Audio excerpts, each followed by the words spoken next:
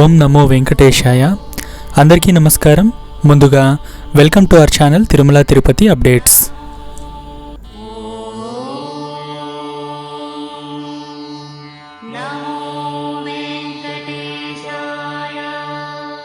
ఈరోజు మే 1, 2024 బుధవారం.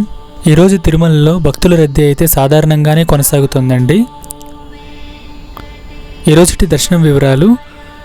తిరుమలలో శ్రీవారిని దర్శించుకోవడానికి ఎటువంటి దర్శనం టికెట్స్ లేకుండా సర్వదర్శనానికి వెళ్లే భక్తులకైతే 8 గంటల కంటే ఎక్కువ సమయం పడుతుందండి. 300 రూపీస్ స్పెషల్ ఎంట్రీ దర్శనం టికెట్స్ ఉన్న వాళ్ళకి 2 నుంచి 3 గంటల సమయం అయితే పడుతుందండి. స్లాటెడ్ సర్వదర్శనం SSD టోకెన్స్ ఉన్న వాళ్ళకి 3 నుంచి 4 గంటల సమయం అయితే పడుతుంది.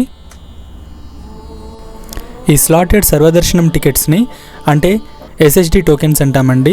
ఈ టోకెన్స్ తిరుపతిలోని 3 ప్లేస్లలో ఇస్తున్నారండి.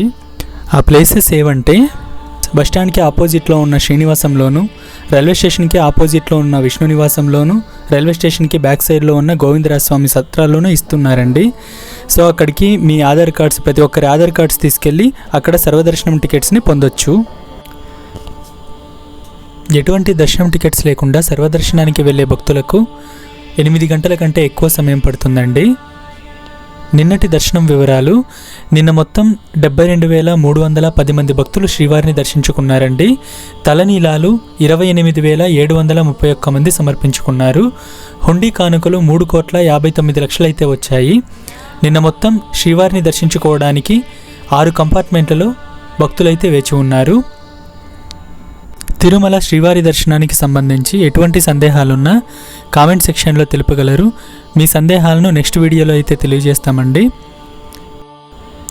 ఈ వీడియో కనుక నచ్చితే లైక్ చేసి సబ్స్క్రైబ్ చేసుకోండి.